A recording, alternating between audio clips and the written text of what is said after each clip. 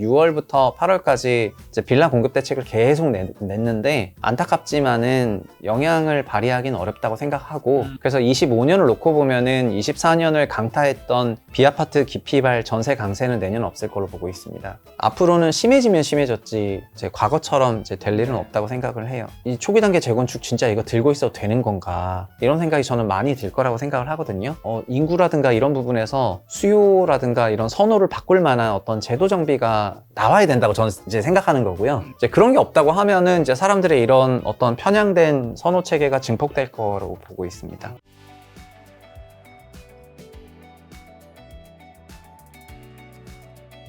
자, 최상욱 대표님, 부동산 전문가의 관점에서 봤을 때 일단 2024년 한국 경제는 한마디로 땡땡땡이었다 한번 정리해 주신다면요. 한국 경제는 그냥 전강후약이라고 저는 생각을 하고 있습니다. 네. 상반기에는 총선도 있어서 정부의 재정 지출도 많았고 1분기도 그렇지만 이제 상당한 성장률이 1%대 GDP 성장률이 나왔었는데 하반기에는 이제 성장세가 둔화가 되고 있기 때문에 그냥 거시만 놓고 보면은 전강후약이라고 할 수 있을 것 같습니다. 대표님이 전문 영역은 또 부동산이잖아요. 자, 현재 1월에서 8월 수도권 부동산 시값 상황은 어떻고 사람들 심리는 어떤 편이고 요즘에 좀 또 분위기가 좀 바뀌고 있나요? 어떤가요? 맞아요. 작년이랑 올해도 굉장히 분위기는 비슷한데 1분기는 좀 잠잠했고 2분기, 3분기는 좀 과열 양상이었고 특히 3분기가 굉장한 과열 양상이었고요. 그리고 4분기 아직 아니지만 10월 정도 되면은 9월 중순부터는 좀 냉각기가 찾아오는 것 같고 작년이 똑같았거든요. 23년 1분기가 역대 최저의 그 시장이었고 2분기, 3분기 특례보금자리론하고 50년 주담대 같은 프로그램으로 살렸고 4분기에는 그거를 끄면서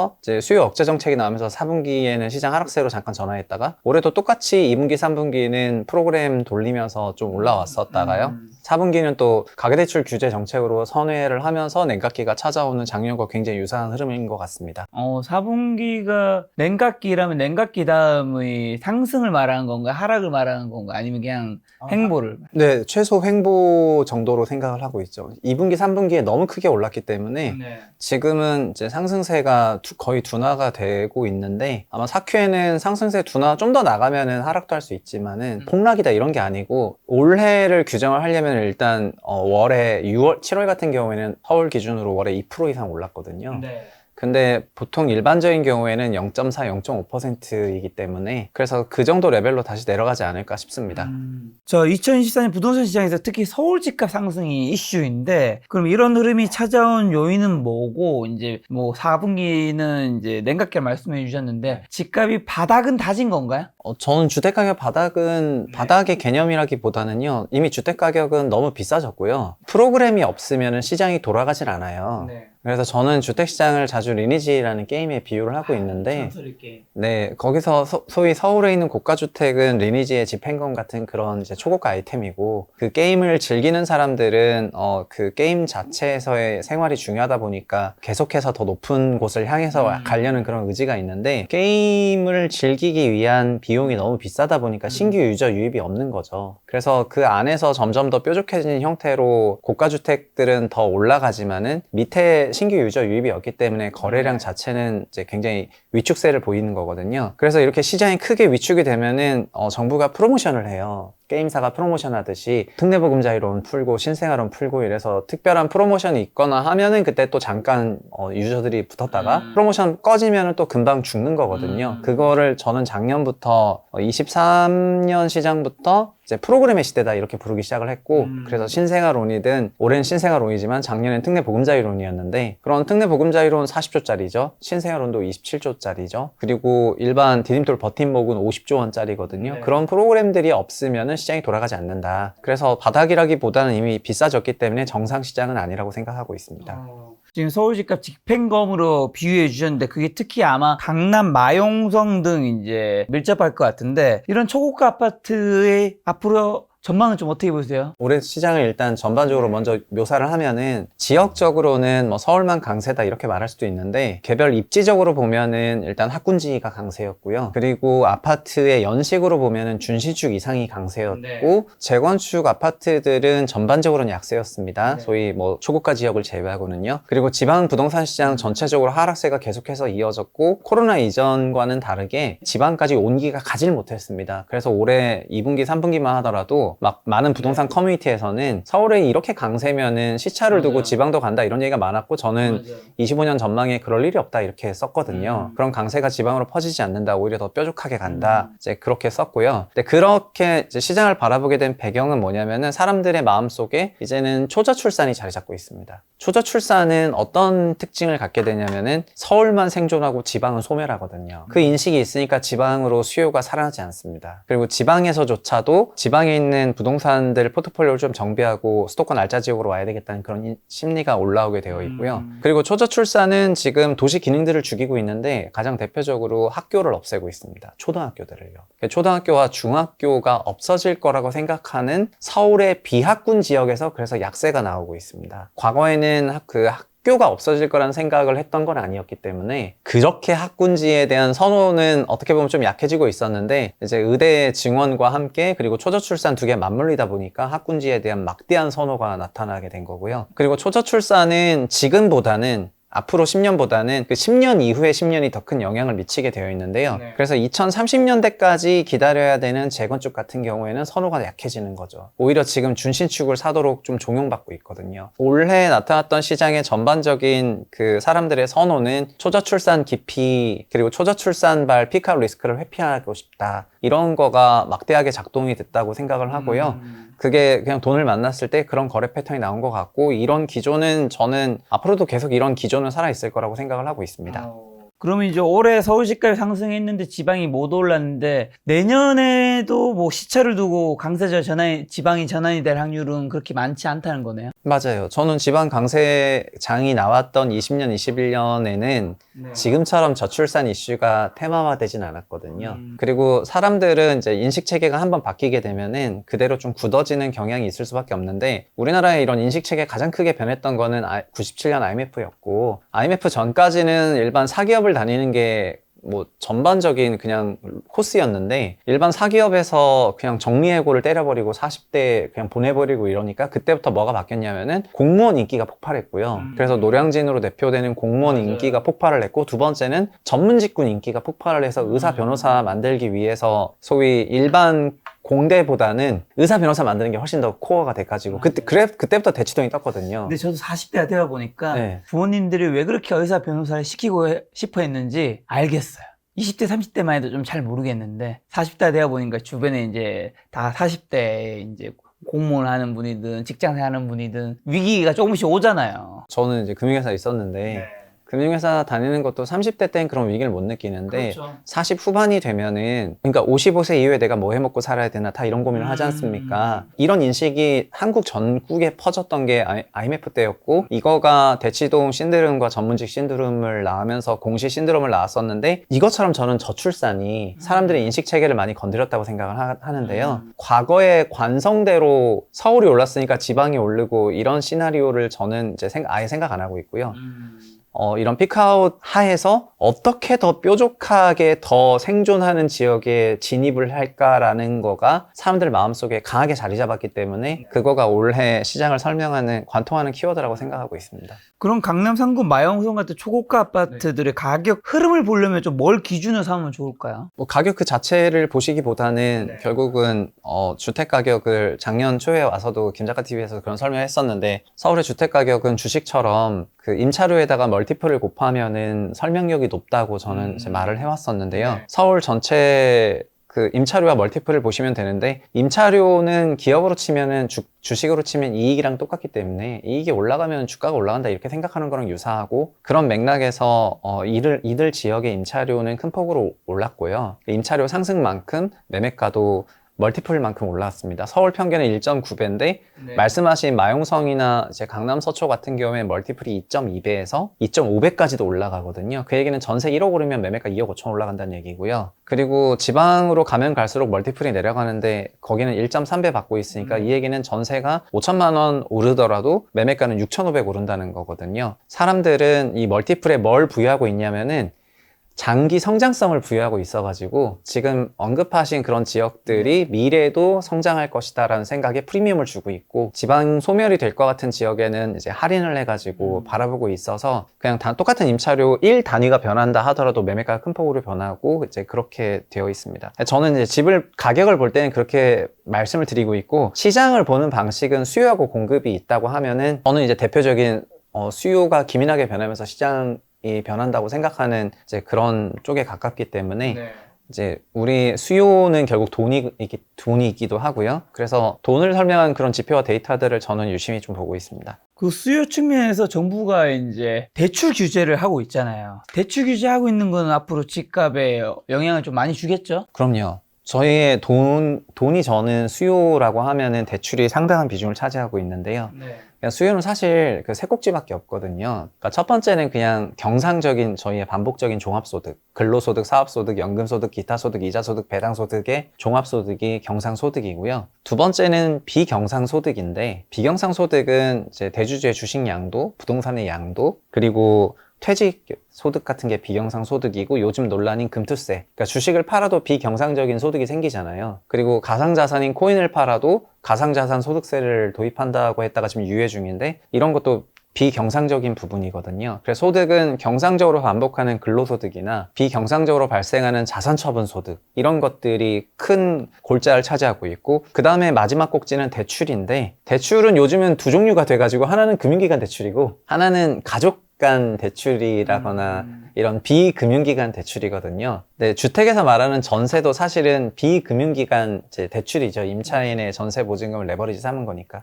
결국 소득이 여기서 이렇게 구성이 되어 있는데, 대출 규제를 해버리면은 곧바로 수요가 위축이 되게 되어 있습니다. 그래서 대출 프로그램을 풀어주면은 수요가 폭발적으로 늘어나면서 동일한 공급이라 하더라도 공급 부족 현상이 나타나는 것이고, 반대로 수요 폭증이 되는 거고, 대출을 조이게 되면은 똑같은 수가 공급이 되는데 이제 수요가 부족하게 되는 거니까 공급 과잉이 되는 거고, 반대로 말하면 수요가 부족하게 되는 거고요. 그래서 그냥 수요를 건드리면은 시장이 단기적으로는 막 왔다 갔다 하는데, 작년 4분기에 그랬고 아마 올해 4분기에도 이제 위축세를 대출 정책으로 만들어내는 것 같습니다. 자, 그럼 최근에 서울 아파트 거래량이랑 매물은 어떻게 되는 거죠? 제가 알기로 7월에는 뭐 9천 건 뭐 하여튼 꼭지 찍고 8월부터 좀 둔화되는 걸로 알고 있긴 한데. 그러니까 코로나 이전에 자산 가격 랠리 전에는 서울의 월 평균 거래 가격은 8천 건 정도 됐었고, 연간에 한 10만 원은 거래하던 시장이었습니다. 서울에 아파트가 200만 채가 있기 때문에 저는 그냥 농담처럼 이제 5년에 한 번씩은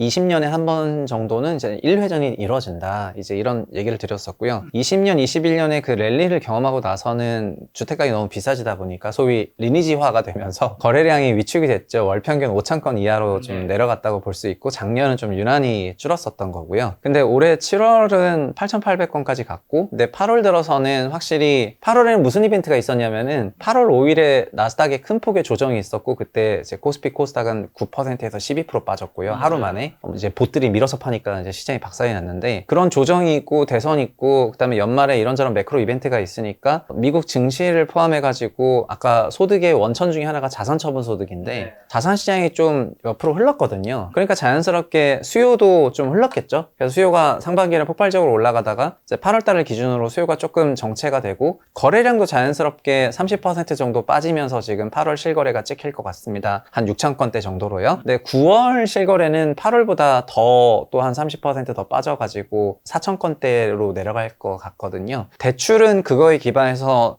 거래량 대비 한 달이나 두 달 레깅을 하는데, 7월 거래량이 역대 최고였기 때문에 가계대출은 8월 이제 통계가 9조 8천억으로 역대 최고였고, 아마 9월은 7조 8조 될 것 같고요. 10월은 또 다시 한 4, 5조로 내려갈 것 같거든요.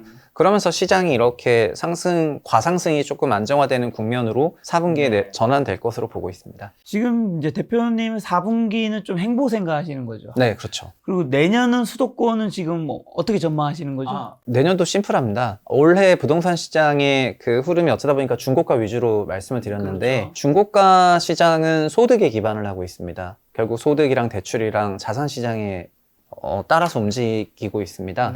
사실은 그림 그려보면은 서울 부동산 가격이랑 미국 증시랑도 상관성이 높고, 그 다음에 뭐 코인 같은 가상자산하고도 상관성이 높고, 부동산 그 자체하고도 자기 상관성이 있을 수밖에 없는데, 결국 처분 소득이 상당한 영향을 주고 있다라고 말씀을 드리겠습니다. 그래서 중고가 시장은 결국 내년도 자산 시장에 달려 있습니다. 이건 간단한 거고요. 근데 9억 원 이하 시장은 올해 9억 원 이하 시장도 거래가 좀 늘었고, 그리고 중고가 이상만큼은 아니지만 올해 2분기, 3분기 이제 강세 면모를 보였었는데, 9억 원 이하 시장에 대해서는 정부나 저나 이제 진단이 똑같은데, 비아파트 전세 사기 기피하는 현상이 너무나 심했었기 때문에 거기서부터 발생하는 그 빌라 기피발 소형 아파트 전세 수요가 너무나 폭증을 해가지고 올해 이쪽에 임차료가 큰 폭으로 올랐고, 그 임차료 올라가면 결국 멀티플로 매매가가 올라가기 때문에 소형 아파트 매매가가 크게 올랐거든요. 그래서 6월부터 8월까지 이제 빌라 공급 대책을 계속 냈는데, 저는 책에도 썼지만 공급 대책 안타깝지만은 영향을 발휘하기는 어렵다고 생각하고, 연말 되면은 다 끝난다 생각하거든요. 22년 말부터 전세 사기가 2년 차가 24년 말이니까 다 월세로 바꿨다라고 생각을 하게 되고요. 그래서 25년을 놓고 보면은 24년을 강타했던 비아파트 기피발 전세 강세는 내년 없을 걸로 보고 있습니다. 그래서 9억 원대 이하 시장은 올해 특수한 케이스가 있었는데, 그것 때문에 좀 과열 양상이었다면은 88 공급 대책을 포함해가지고 어쨌든 공급을 좀 늘리고, 그 다음에 임차 기간 2년이니까 끝나면서 이쪽 시장 안정화 보고 있고요. 다만 고가 시장은 결국 자산 시장 따라가는 거거든요. 그래서 내년도 자산 시장에 달려 있습니다. 자산 시장 부분은 또 다른 분들이 적으셨을 건데, 네, 자산 시장에 좀 달려 있을 거라고 생각을 하고 있습니다. 자산 시장이 달려있다면 좋게 보시는 건가요? 저는 그냥 중립으로 보고 있습니다.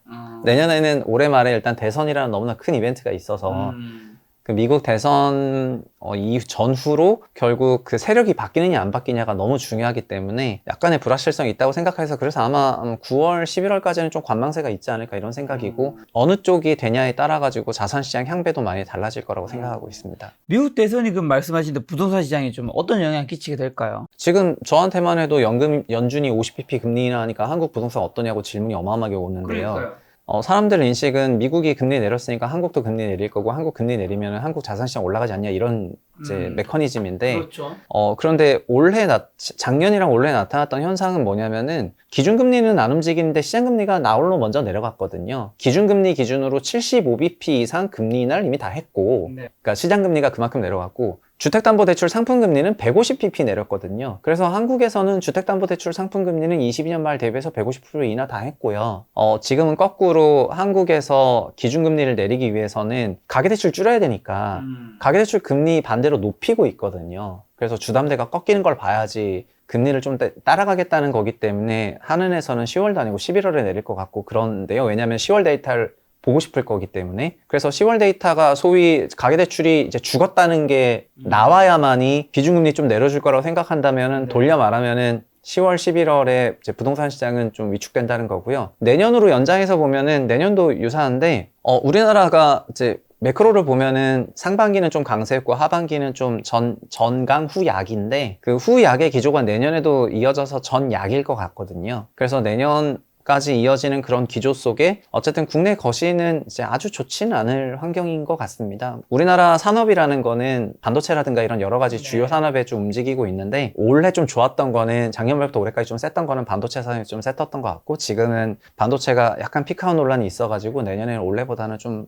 보수적으로 보고 있습니다. 2025년에 주택 가격, 그 중에서도 아파트 가격이 급등한다는 이야기도 있던데, 그거는 공급 부족 쪽에서는 서울 공급이 계속해서 부족하다 이렇게 얘기하기 때문이고요. 서울 아파트 인허가 부족하다.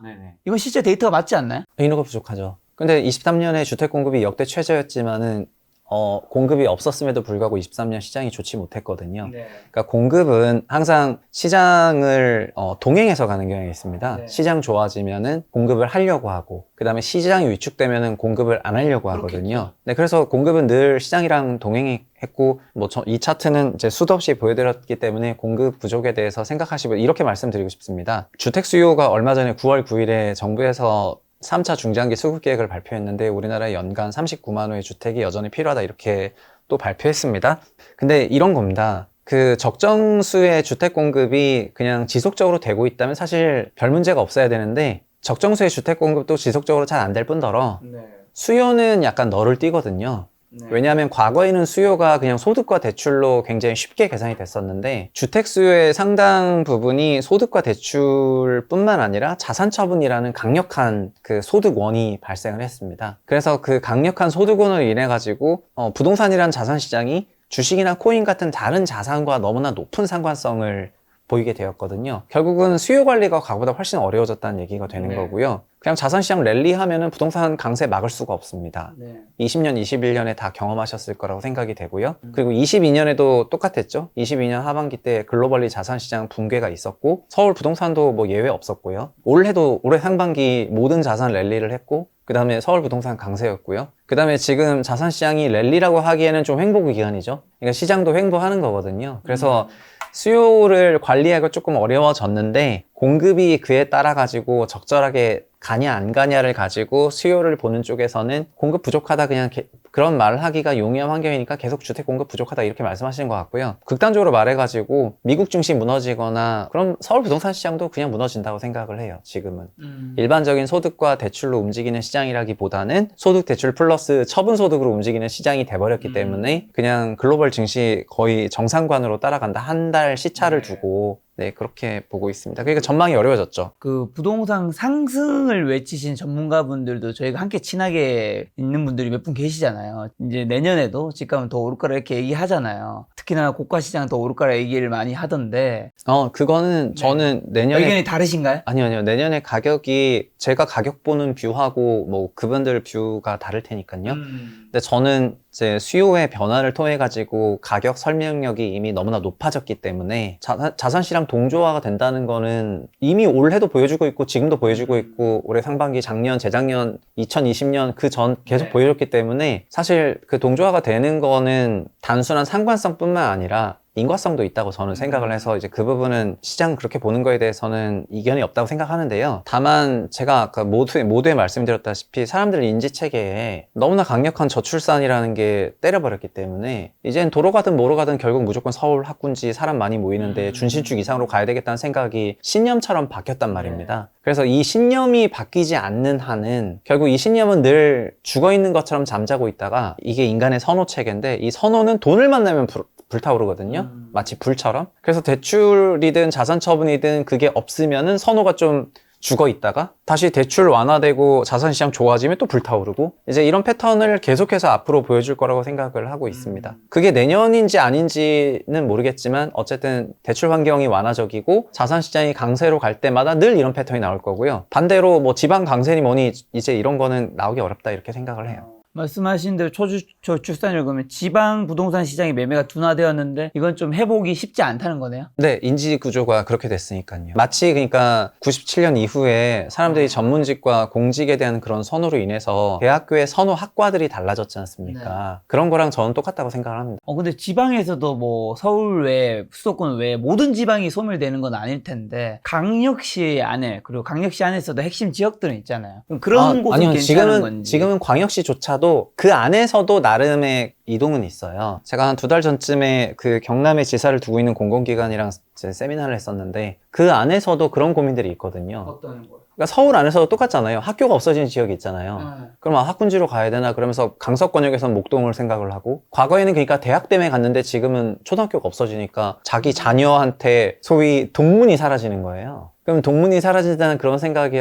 그러면 좀 학교 짱짱한 데로 보내야 되나 하면서 학군지에 대한 선호가 드라마틱하게 올라가고 있습니다. 이게 지방 광역시도 비슷하거든요. 지방 광역시도 학군지 중심으로 이사나 전세 선호가 올라가니까 이사와 전세 선호가 올라가는 부분으로 인해 가지고 해당 전세가격이 올라가면 매매가 올라가죠. 그런 게 나타나는 지역이 일부 있지만 묶어서 보면은 서울은 묶어서 봤을 때 강세인데 이런 지역은 묶어서 봤을 때 하락세거든요. 초과 수요가 발생하지 못한다는 것을 의미하고 20살까지 키우면 전부 수도권에 뺏기는데 장기적으로 수요가 짱짱하다고 보기가 어렵겠죠. 그래가지고 지방 광역시조차도 지금은 그 안에서 재편이 일어나고 재편이 일어나는 정도나 강도가 좀 세다 보니까 서울 외곽에서 느끼는 그런 거를 더 세게 느끼고 있어가지고 이젠 지방광역시도 다 소멸 대상입니다. 지방항시도 이제 위험하다. 우리 전세가 얘기해 주셨는데 2024년 부동산 시장이 매매가만 오른 게 아니라 전세가도 상승했잖아요. 네, 전세가가 올라야 매매가가 올라요. 전세가가 오른 이유는 그럼 뭐 어떻게 돼요? 전세가는 원래는 네. 소득이 증가하면은 그에 비례해서 오르게 되어 있고요. 네. 전세도 똑같습니다. 전세도 결국은 수요가 세냐 공급이 세냐를 따지게 되는데 전세 수요도 경상소득, 비경상소득, 대출로 구성이 되거든요. 근데 전세는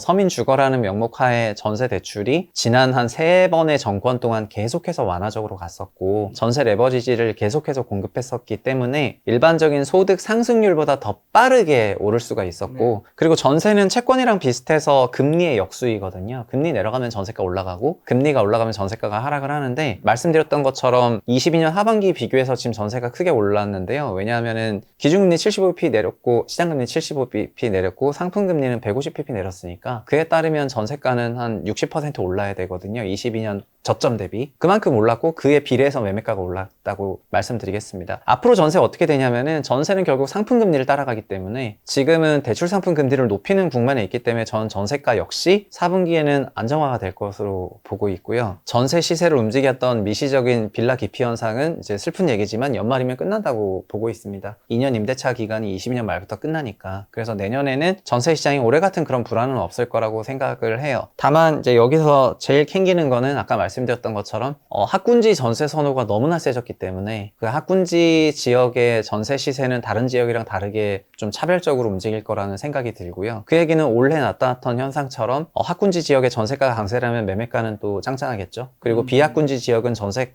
선호가 약해지고 전세가 빠지면 매매가가 또 빠질 거고요. 서울 안에서도 양극화가 꽤 크게 벌어질 거라고 생각을 하고 있습니다. 그리고 또 올해 또 시세 차익 기대할 수 있는 아파트 청약 붐이 굉장히 뜨거웠잖아요. 네. 뉴스도 굉장히 많이 나왔죠. 이런 현상은 앞으로는 그럼 어떻게 될까요? 그건 앞으로 더 심해진다고 더 심해지나요? 생각해요. 네. 왜냐하면은 그러니까 청약이 인기가 있다라기보다는요. 청약을 통해서 차익 거래 기회를 제공한다면 인기가 있었던 거거든요. 결국에는 우리 사회가 돈을 필요로 하고 그 돈을 벌 수 있는 기회를 청약 분양가 상한제를 통해 가지고 그게 한 가구가 됐던 100가구가 됐던 공급을 했기 때문에 그거에 대한 그 쏠림이 있었던 거는 어쩔 수가 없고 미래에는 더 이런 쏠림이 심화될 거라고 생각을 하고 있습니다. 그 얘기는 주택시장이 인기가 있다는 것이 아니고 서울 주택시장이 너무나 고가로 가고 있고 일반적인 방식으로는 당첨이 어렵다는 걸 의미하고 그 다음에 우리 사회가 그만큼 돈이 필요한 각박한 사회라는 걸 반증하는 거지 주택시장이 건강하다는 뜻은 아닙니다. 자, 그럼 이제 현재 수도권 기준 무주택자분들, 1주택자분들 지금은 어떻게 해야 되나요? 저는 올해 내내 그런 말씀을 드렸었는데 올해의 주택 가격 강세는 그런 이례적인 강세라고 생각했기 때문에 저는 주택을 보유하고 계신 분한테는 그냥 오를 때 처분해라 이게 올해의 저의 그냥 콜이었습니다. 그리고 반대로 이렇게 올라가는 구간에는 이제 사지 말자는 그런 얘기를 한 거나 마찬가지죠. 저는 지금도 그냥 똑같이 생각을 합니다. 이제 냉각기가 올 것이고 거래는 위축이 될 거고 그리고 다음 강세장이 오려면 결국 대출 프로그램이 풀리거나 자산시장이 돌아서야 되거든요. 그렇지 않고서는 밑에 기저가 짱짱하지 않기 때문에 관성 자체는 아랫방향으로 향해 있다고 생각을 해가지고 그래서 이게 20년, 21년 이후의 주택시장은 아주 정상화 시장은 아니라고 생각하고 그래서 그냥 개인들은 본인 포지션에 따라서 최선의 결정을 하실 건데 그렇다고 막 무리해서 집을 파시거나 이런 말씀은 아닌데요. 근데 그렇지만 거꾸로 무리해서 막 집을 사는 거를 따라갈 필요는 없다고 생각하고요. 주택은 앞으로 그냥 이제 공공분양주택 같은 경우든 민간분양주택이든 분상제주택이든 좀 낮은 가격으로 주택을 구입할 수 있는 기회를 최대한 잡으라는 말밖에 드릴 수가 없다. 그리고 시장이 이렇게 된 거를 어떻게 뭐 약간 시장 정상화라는 게 어떤 여러 가지 의미로 사용이 될 수가 있는데 지금은 주택 가격이 너무나 고평가되어 있는 상태에서 현재 우리 수요로는 따라갈 수가 없고 그래서 그거를 해결하기 위해서는 또 무리한 프로그램들을 써야 되고 하는 시장이기 때문에 좀 비정상인지 저는 좀 오래됐다고 생각을 하고요. 그래서 이런 비정상 기간에 무리해서 거래할 필요 없다고 생각합니다. 1주택자가 뭐 상급지로 갈아탈 필요는 없는 시장인가요, 지금은? 1주택자가 상급지로 갈아타기 어려워요. 왜냐하면은 차등적으로 가격이 움직이기 때문에 저는 올해 7, 8월에 있었던 그 서울의 과열도 그 상급지 안에서 갈아타는 과열이었다고 생각을 하거든요. 올해 서초구, 강남구, 용산구가 가장 큰 폭으로 올랐는데요. 서초, 강남, 용산에도 또 오른 지역은 서초는 반포, 강남은 압구정이 크게 올랐어요. 근데 그 과거에는 서초구 안에서도 서초동, 반포동, 방배동 비교를 하면은 그렇게 큰 가격 편차가 있지 않았거든요. 근데 지금 막대한 편차가 나요. 그래서 이 안에서도 결국 어떤 생각이 드냐면은 이렇게 벌어져 버리니까 내가 지금 가지 않으면 못 갈 것 같은 거예요. 그래서 포모는 누구한테 제일 세게 왔냐면 서울 고가 계신 분들한테 포모가 가장 세게 왔다고 저는 말씀을 드리고 싶습니다. 지금 가지 않으면 못 갈 것 같다는 그런 포모가 집값이 비싸면 비쌀수록 세게 왔거든요. 그럼 그 좋은 입장에서도 그런 포모 현상이 그런 거는 이제는 끝나간다. 예. 근데, 제 말은 맞습니다. 포모가 왔는데 그건 이제 선호 체계가 변한 건데 결국 이게 돈을 만나야 되는 건데 자산시장 랠리가 꺾이면서 이런 선호를 현실화할 수가 없게 되는 겁니다. 네. 결국 그러면서 그냥 자연스럽게 냉각기가 찾아왔다고 말씀을 드리는 것입니다. 포모는 어떻게 끝났냐면은 이제 각성해서 끝난 게 아니라 이제 수요가 꺾이면서 포모가 끝나는 형태가 된 겁니다. 그러나 그 생각이 이제 살아있을 거기 때문에 네. 이쪽에서는 이제 금리 낮춰라, 대출 풀어줘라, 그 다음에 내가 갖고 있는 주식 올라라, 이제 이런 얘기를 하는 건데, 저는 이제 연말까지는 정부가 대출 풀어줄 생각은 없어 보여가지고, 그래서 아마 시장은 좀 이대로 좀 냉각기 진입할 것 같다라는 첫 번째 말씀을 반복해서 근데 말씀드리겠습니다. 아까 전에 이제 자산 시장과 부동산 시장이 동조화될 거라고 갖다 말씀해 주셨는데 대출은 어쨌든 지금 규제하고 있고 이제 금리는 내려가는 방향인데 이 상황에서 미국 대선에서 누가 되든 만약에 자산 시장, 주식과 뭐 가상화폐 시장이 좀 많이 괜찮게 좋은 시장을 보여요. 그럼 내년에 서울 부동산 수도권도 또 다시 여기서 좀 주춤하다 다시 상승세를 갈 수 있는 건가요? 그런 분들이 아까 말씀드린 것처럼 이제 핵심지의 핵심지를 트로피로 계속해서 네. 거래를 할 것입니다. 그러니까 소득 부자이거나 소득의 그러니까 소위 압도적인 부자이거나 네. 막 별풍선으로 막 몇 억씩 벌거나 아니면 처분 소득으로 주식 대박이든 코인 대박이든 그런 처분 소득이 큰 폭으로 늘거나 하는 경우에는 자기의 선호를 현실화하게 되거든요. 사람들의 선호는 좋은 집에 가고 싶은 것도 인간의 기본적인 선호이고 돈을 만나게 되면은 움직이는 건데 그렇게 큰 폭의 성과를 낸 사람들은 소위 트로피 주택의 성격으로 이런 입지 지역을 선택하게 될 것이고 이런 사람들은 앞으로 계속 나올 것입니다. 올해도 화장품 벤처가 엄청난 성과가 있었습니다. 화장품 산업 전체는 안 좋았지만은 우리나라 화장품 벤처 K 인디뷰티 브랜드들의 그 창업주들이 막대한 엑시트를 했습니다. 뭐 개인 기준으로 2012년에 로레알한테 엑시트할 때 스타일 난다가 3천억 벌었었는데 지금은 엔간한 기업들 다 그 가격에 엑시트를 합니다. 그러니까는 그런 성과가 난 사람들은 어떤 방식으로든지 간에 본인의 트로피 주택들을 사게 될 거거든요. 서초든 강남이든 보시면은 어떤 특정 분야에서 입지전적인 인물들, 뮤지컬이 됐던 배우가 됐던 영화가 됐던 그런 분야의 입지적인 인물들이 자기 전체의 인생에서 벌어든 소득을 가지고 그런 주택을 사는 거잖아요. 미래에도 계속해서 이런 패턴들은 반복해서 있을 것입니다. 그래서 이런 거는 결국은 소득 부자가 만들어지거나 이제 자산 처분 부자가 만들어지는 과정에서 필이 생기는 건데 다만 올해 좀 많았던 거는 그 자산 처분 부자가 올해 좀 많았었다. 이제 그런 맥락이고요. 그리고 점점 느끼는 거는 이런 트로피 주택들은 일반적인 소득 대출로 살 수 있는 그런 형태의 주택들이 아니고 이제 소위 말 그대로 다른 차원의 소득과 처분이 있어야만 살 수 있는 주택이 됐기 때문에 소위 그사세가 됐거든요. 근데 그 그사세가 이제 계단처럼 다른 주택에 영향을 미치다 보니까 시장 전체는 소위 짱짱하게 유지가 되고 있는 모습인데 아까도 리니지를 얘기했지만은 신규 들어가는 유저풀은 없어지고 있기 때문에 과거에는 여기까지가 소위 상급지였다고 한다면은 미래는 요만큼이 상급지고 이렇게 더 좁아지고 이런 과정을 거치면서 상급지에서 이탈되는 지역 같은 경우에는 현저한 시세 추락이 있을 것으로 저는 생각하고 있습니다. 지금 만약에 한 10년 정도 지났을 때 수도권에서 지금보다 더 좋아질 입지는 어딜까요? 지금은 이제 뭐 강남 3구, 마용성 뭐 이렇게 좀 사람들이 다 대부분 알고 있잖아요. 아니요, 앞으로 5년간 대장은 반포고요. 그 5년 이후에 대장은 압구정이에요. 그 두 개는 결정이 된 거고요. 압구정 대장 이후엔 끝이에요. 더 좋아질 데는 없어요. 거기가 한국의 정점입니다. 그럼 5년 안 동안은 반포고 5년 뒤에 압구정인 이유는 뭐예요? 그건 재건축이 되고 신축이 지어지니까요. 주택 가격은 입지 플러스 상품인데 압구정은 신축 상품 가격이 없기 때문에 그거를 프라이싱 할 수가 없습니다. 서초 안에서도 반포가 상급지인 것은 반포가 계속해서 신규 주택을 공급하기 때문에 그런 건데 결국 저도 예를 들면 좋아하는 브랜드가 있어요. 뭐 자동차 브랜드가 있는데 그 자동차 브랜드가 새 차를 내줘야지 그 차를 사지 뭐 5년 전에 출시하고 지금도 안 난다면은 그 가격을 살 수가 없죠. 그래서 그거는 이제 진행이 될 거고요. 그 이상 지역은 한국엔 없다고 생각합니다. 그럼 그거 외에 이제 어쨌든 이게 가격에 서울에 25개의 구가 있나요? 25개 있습니다. 네, 25개의 구가 있는데 이게 가격별로 다 돼 있을 거잖아요. 근데 조금 이제 이 위치가 더 좋은 위치로 바뀌는 곳은 없을까요? 아, 그거는 특별한 경우에 상품이 네. 그 입지 가치를 뚫어버리는 경우에는 소위 상품 가치만으로 어나더 레벨이 되는 경우들이 있습니다. 상품성이 극단적으로 좋은 단지들이 그렇습니다. 가장 대표적인 게 어디죠? 트리마제 같은 겁니다. 아. 거기는 가보시면 아시겠지만은 뭐 한강변이고 마고 이런 거보다는 MZ들의 트로피 아파트입니다. 맞아. 식사부터 시작해서 커뮤니티 시설이랑 또 소형 평형 중심이고 나 홀로 1인 혹은 2인의 그 트로피 아파트가 거기가 되는 거거든요. 근데 어떤 특별한 상품성 때문에 그런 지위를 차지하게 될 그런 단지들은 있을 거라고 생각하는데 그냥 동네 전체로 보면 아까 제가 이제 그렇게 말씀드린 것처럼 된다고 생각을 해요. 그러면 이제 지금 대표님은 지금 무주택자인 분들 무리해서 지금 살 필요는 없고 아, 무리해서 이제 고가, 초고가를 따라갈 필요가 없다는 것입니다. 또 따라갈 네네. 필요 없다는 거. 네. 그러면 중저가는 지금은 괜찮다는 건가요? 네, 그건 자기 소득대로 그냥 소득의 6배 이내 혹은 8배 이내 기준이라면은 그냥 결국은 주거라는 게 8년 이상 뭐 소위 거주를 전제로 매수하는 거니까 그런 경우에는 주택을 실거주 목적으로 사는 거가 아무 문제 없다고 생각을 합니다. 근데 잠깐만, 그 9억 원 미만의 그런 거는 지금은 사도 그래도 무리되지 않으면 사도 괜찮고. 주거를 8년 이상 적은 비용으로 계속해서 살 수 있는 거기 때문에 이제 해도 괜찮다고 말씀드리는 거고요. 근데 초고가는 그러지 말라는 이유는 뭐예요? 초고가요? 그러니까 초고가는 두 개가 좀 집을 사도 된다 안 된다가 좀 다른 거잖아요. 네, 더 가격이니까. 뾰족해지기 때문에 거기서 탈락되는 주택들일 가능성이 높기 때문입니다. 아, 개인이 갑자기 뭐 180억짜리 펜트하우스 사는 거 아니지 않습니까? 그렇죠.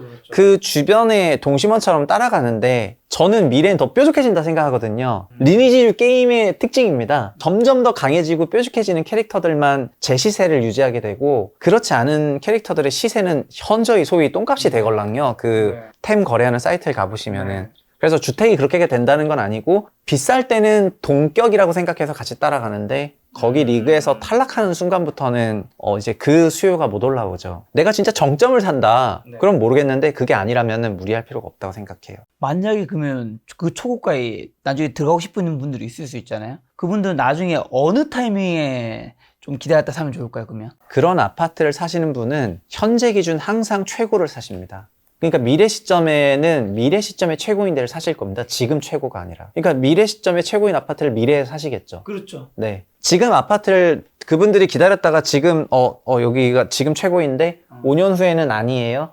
나중에 여기 들어가야지 이게 아닙니다.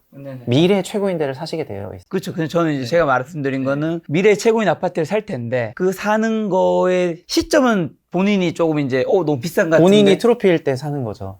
본인이 자기 소득과 처분의 전성기에서 아파트의 입지 저점 여부와 관계 없다는 의미인 건가요? 그럼요. 자기가 그 소득과 성과가 크게 났을 때 예를 들면은 예를 들면 화장품을 5년 전에 창업했는데 VC를 통해 가지고 이렇게 했고 잘 매각해서 1,000억에 매각을 했어요. 올해 소득이 큰 폭으로 늘었기 때문에 이분은 올해 결정하실 겁니다. 웬만하면은. 그리고 어느 데를 결정하냐면은 그냥 트로피를 결정하시는 거죠. 아, 우리 좋은 집 가서 사보자. 뭐가 제일 좋은데 어디가 제일 좋대. 그럼 거기 대형평 가서 사자. 이러면서 이제 가는 거거든요. 그래서 막 트로피에 순위를 매겨가지고 막 여기 해서 여기를 하시기보다는 현재 기준으로 가장 좋은 데를 사실 거라고 생각을 합니다. 자, 그리고 일기 신도시 재건축 본격화가 시작되면 집값이 어떻게 움직이는지랑 혹은 재개발 산업에 관한 변수가 집값에 어떤 영향을 끼칠까요? 그러니까 주택 가격을 소위 고가, 초고가 군이랑 일반 주택으로 나눴을 때요. 3기 신도시 공급이 되든 1기 신도시가 재건축 되든 말든 초고가 트로피 아파트 매매 가격이랑은 아무 상관이 없습니다. 이쪽은 거의 제 소득으로 올라가는 지역이 되겠습니다. 근로자 중에서 맞벌이 소득이 조금 높은 경우에는 이제 요즘에 자금조달 계획서를 보면은 대출을 어마어마하게 받으시더라고요. 그래서 그 대출을 엄청나게 받은 걸 통해 가지고 좀 따라가는 지역이 있겠지만은 어쨌든 여기는 소득과 대출과 자산 시장으로 움직이게 되어 있고요. 그렇지 않은 일반 지역에서도 당연히 소득과 대출로 움직이게 되어 있는데 이 소득과 대출로 지어지는 지역에서 주택 공급 늘어나면은 시장 안정화 효과가 있겠지만은 뭐 3기 신도시 건설이라든가 1기 신도시 건설 효과가 저가 일반 아파트의 가격 안정화에 영향을 줄 걸로 생각을 하고 있습니다. 수요가 조금 분산되는 효과가 있긴 있으니까요. 그리고 재개발 재건축이 과거엔 사기만 하면 돈 번다고 했는데 지금은 돈 벌기가 좀 힘들다면서요? 맞나요? 케바케지만 일반적으로는 올해 나왔는데 정비 사업을 좀 기피하니까요. 근데 저는 정비 사업 기피하는 게 2030년대 중반에 일반 분양할 자신이 없어서라고 저는 생각을 하거든요. 왜냐하면 2030년대에 현재의 저출산 기조 하에서 우리 거시가 일단 안 좋으니까 당장 5년 안 좋다는 게 아니라, 그러니까 5년 안에 끝내고 싶은 사업들을 조금 사고 싶으니까 정비 사업도 좀 중후반기 위주로 사시는 거고 초창기 정비 사업에는 손이 잘 안 나가시는 것 같아요. 그래서 그런 게 이미 나오고 있기 때문에 뭐 매매가가 안 좋다라기보다는 선호 체계가 바뀌었다고 생각하고 있습니다. 오늘 조금 드리고 싶은 얘기가 초저출산 때문에 전 시장 많이 바뀌었다고 생각하거든요. 근데 종전의 관성대로 올해 6월에도 제가 이런 얘기를 하면은 지금 사람들 생각이 많이 바뀌어서 학군지랑 준신축만 사고 서울만 사는 걸 보니까 지방 강세 안 올 것 같다 이런 얘기를 하면은 사람들이 다 그냥 시차를 두고 지방 강세 다고 있고 지방에도 준신축 아파트들 거래가 좀 짱짱하게 일부 되는 단지들 보면서 강세가 퍼지고 있는데 무슨 얘기냐, 뭐 너는 시장을 너무 보수적으로 본다 이런 얘기를 제가 많이 들었는데 결과적으로 이 시간 한 9월쯤 되고 보니까는 달라진 거 없거든요. 앞으로는 심해지면 심해졌지 이제 과거처럼 이제 될 일은 없다고 생각을 해요. 그래서 재건축에 대해서도 올해 좀 티가 나게 바뀐 것은 이 초기 단계 재건축 진짜 이거 들고 있어도 되는 건가 이런 생각이 저는 많이 들 거라고 생각을 하거든요.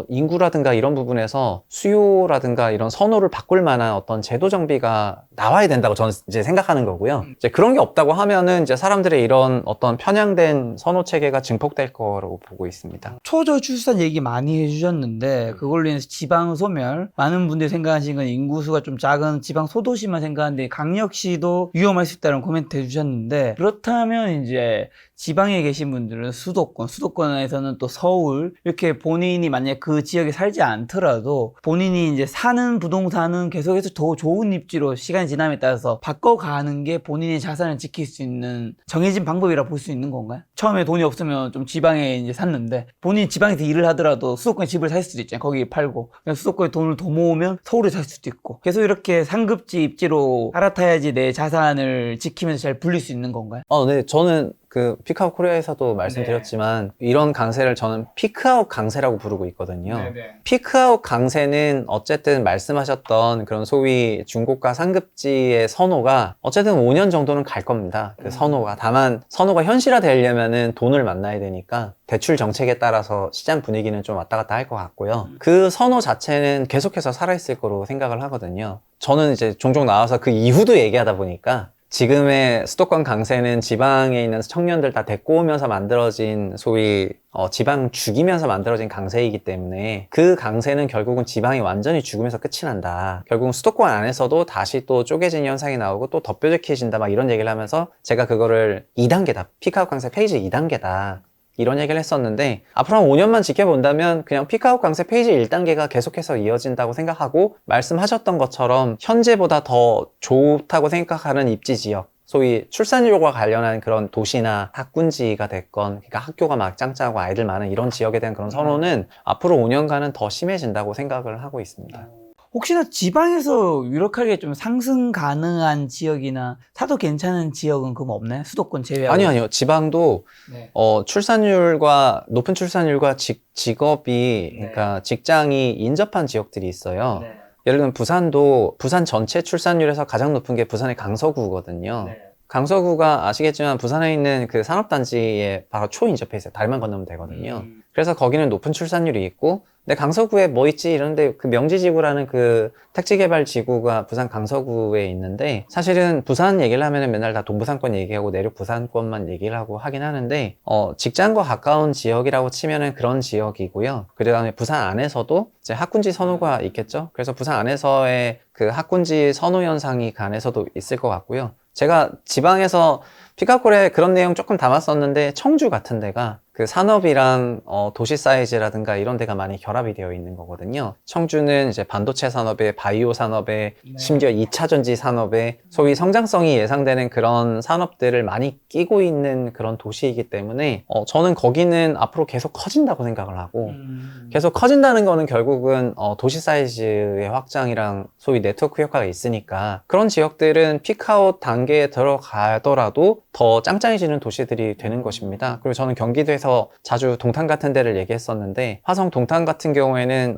지금은 이제 반도체가 좀 애매해졌지만요, 책을 샀을 때 대비나 작년 바라봤을 때 대비해서는요, 저는 어쨌든 우리나라의 가장 큰 위기 중에 하나가 요즘 삼성전자가 맛이 가고 있다는 건데, 그런 부분이 한국에 좀 큰 영향을 미칠 거로 생각하고 있지만, 이런 지역 같은 경우에도 직장과 출산율과 이런 것들이 매칭이 되는 그런 지역군들이거든요. 그래서 그 소위 일부 특정 지역들을 중심으로는 더 구심력이 작동을 하면서 갈 거고, 서울만 살아난다 이건 아닙니다. 각 지역에서도 직업과 출산율 간 밸런스가 많은 지역들은 더 뾰족해질 것이고, 그거 아닌 지역들은 이제 블랙홀처럼 빨아당겨질 것 같은데, 그건 사실 이건 서울에서도 발생을 하고 있습니다. 서울의 비학군지 지역들에서 학군지 지역으로 아이들이 블랙홀처럼 빨아당겨지고 있거든요. 지금 서초, 강남, 송파 3개 구에 서울 초등학생 전체의 20% 중반이 있습니다. 25개 구가 있는데. 이런 현상들이 전국적으로 발생하고 있습니다. 결국에는 일자리와 출산율, 다른 말로는 소득과 학군, 이게 가장 중요한 거네요. 맞아요. 그럼 주택 가격 볼 때 두 가지 요소로 나눠 집값의 변화를 보라고 하셨는데, 그게 전세하고 멀티플. 네. 전세하고 멀티플인가요? 예. 전세하고 멀티플로 주택가를 보시면은 제가 이렇게 보라는 거는 일단 적용이 쉽거든요. 그냥 서울의 일반적인 가격은 전세 2배 정도 받는데, 중고가 이상 서울 평균보다 더 높은 멀티플을 받는 지역은 사람들이 여기가 좋은 지역이야 라고 이미 결론을 내놨어요. 여기 예를 들면 마포, 마용성이로 대표되는 지역은 멀티플이 2배 넘어가요. 강남, 서초, 송파는 멀티플이 2.34배도 넘어가요. 그거는 사람들이 이 지역이 좋은 지역이라고 이미 결론 다 내려놨던 거고요. 서울 외곽 지역은 이제 나머지 구들이 쭉 있는데 1.7배 이렇게 되어 있어요. 그러면 사람들이 서울 안에서도 여기는 성장성이 떨어지는 지역이네 라고 이미 결론 내놨거든요. 멀티플에 대해서는 시장에서 이미 한번 프라이싱을 좀 해놨는데, 멀티플도 주가처럼 거시 상황을 반영하면서 가니까 가장 좋았었을 때가 보통 언제냐면 21년이었는데요. 21년에 서울 멀티플 제일 좋았었고, 그 다음 좀 내려왔다가 지금 다시 올라왔다가 좀 이렇게 가고 있거든요. 올해 이 강세장에 그 21년 전고점 멀티플을 제가 뚫지 못하는 걸 보고, 그래서 이게 저출산이라든가 저성장에 대한 그런 리스크를 멀티플도 조금 반영하고 있구나, 개인적으로 그런 생각하고 있고, 다만 임차료 곱하기 멀티플이니까 매매 시장 어떻게 될 것 같냐고 물으실 때는 그냥 전세 시장 보시면 될 것 같다, 그렇게 말씀드리고 싶고, 그래서 전세 대출과 관련한 정책도 굉장히 중요하고, 그 다음에 결국은 전세는 임대차 수급 상황이랑 연결이 되는 거니까, 임대차 수급 상황을 통해서 전세가가 올라가면 매매가 올라간다 생각하시고, 전세가 빠지면 매매가 빠진다고 생각하시는 것이 좀 좋다. 그리고 전세는 아까 말씀드린 것처럼 금리의 역수이기도 하다. 그래서 지금 기준금리 내려갈 것 같으니까 전세 무조건 올라야 된다고 생각할 수 있지만, 여기서의 금리는 기준금리는 아니고 이제는 상품금리다 보니까 당분간은 전세가는 이제 좀 안정 추세로 가지 않을까. 그래서 저는 시장을 제가 명지대에서 정책론 강의하고 있는데 똑같이 얘기합니다. 그래서 이런 메커니즘으로 시장을 바라보시면은 임차료 변화에 따라서 매매가가 변화할 것이고, 그 다음에 자산 시장에 따라서 또 매매가가 변화할 것이고, 대출 정책에 따라서 변화할 것인데, 그 변화하는 시장을 결정한 사람들 마음인데, 그 사람들 마음은 여기에 있는 거라서 우리가 당장 알 수는 없지만, 그게 돈을 만났을 때 드러난다. 그래서 올해 돈을 만나서 드러난 사람들의 마음이 작년이랑 아니면 20년, 21년이랑 똑같은지를 비교해봐라. 차이가 있다. 일단 그래서 그 차이를 마음을 바꾸게 한 요소가 저는 이제 좀 출산율이었던 것 같고, 그게 IMF 때처럼 지금 사람들 마음을 후벼 팠다. 뭐 그런 말씀을 드리고 싶습니다.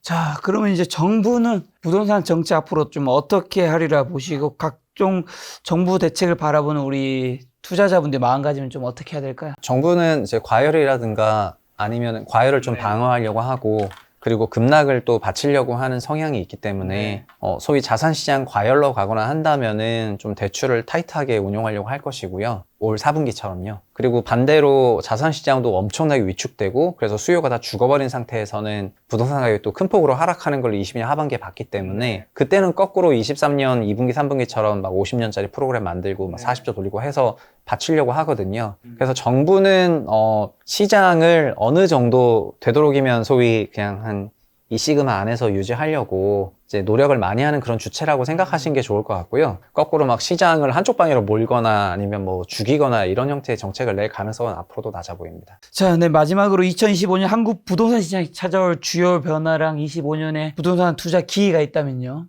거시 지표를 통해 가지고 그 다음에 이제 시장을 설명하게 된 다음부터는 국내 부동산이 해외 다른 자산 시장이랑 많이 동조화가 되었기 때문에 그런 부분을 조금 염두에 두시고, 그래서 과거에는 소위 주식이랑 부동산이 뭐 서로 상보적이냐 뭐 이런 얘기를 했었는데 이젠 다 같이 가거든요.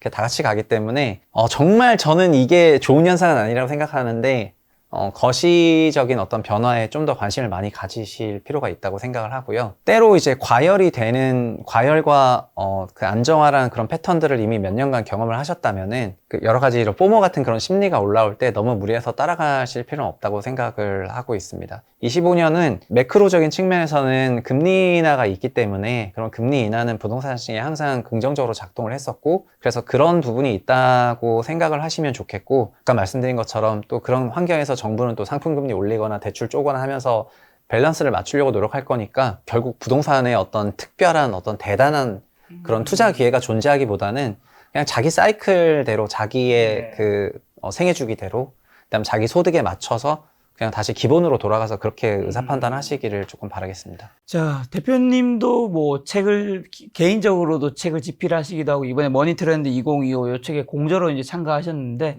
요런 책, 머니트렌드와 관련된 이런 책을 보면서 우리 독자분들이 좀 어떻게 활용하면 본인의 부를 지키거나 늘릴 때 조금이라도 도움이 될까요?